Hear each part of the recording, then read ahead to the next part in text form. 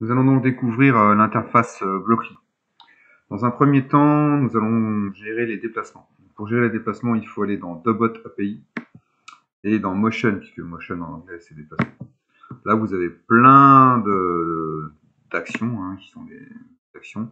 Nous allons prendre la move to, les actions les plus classiques, et nous allons rentrer une certaine coordonnée qui correspondent à ce qui nous intéresse. C'est-à-dire que nous allons rentrer moins 100 en Y, nous allons garder le 200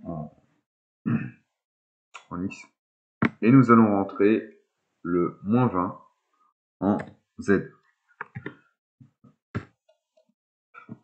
Et nous allons tout simplement faire start, pour voir ce qui se passe. Le robot se déplace en un point bien précis.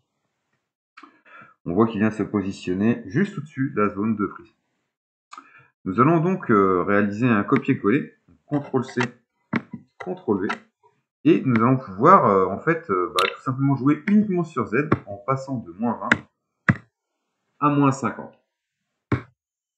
Si nous déplaçons le robot manuellement en utilisant le bouton de déplacement et que nous relançons le start, on voit que il se déplace puis il descend en position de saisie. Donc là, il est juste au point de saisie du bouchon normalement en théorie.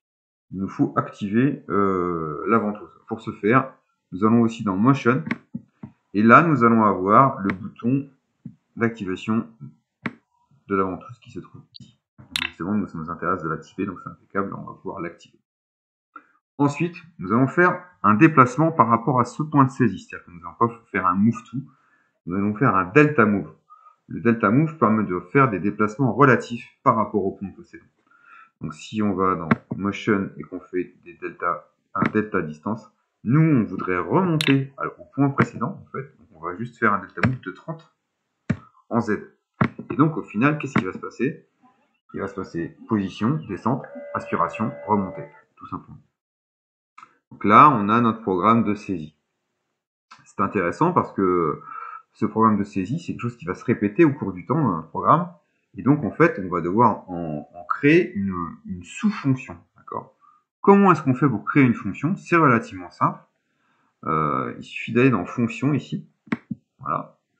To do something, nous c'est justement ça, on voudrait faire quelque chose. Et en fait, ce to do something, c'est notre programme de prise. Voilà.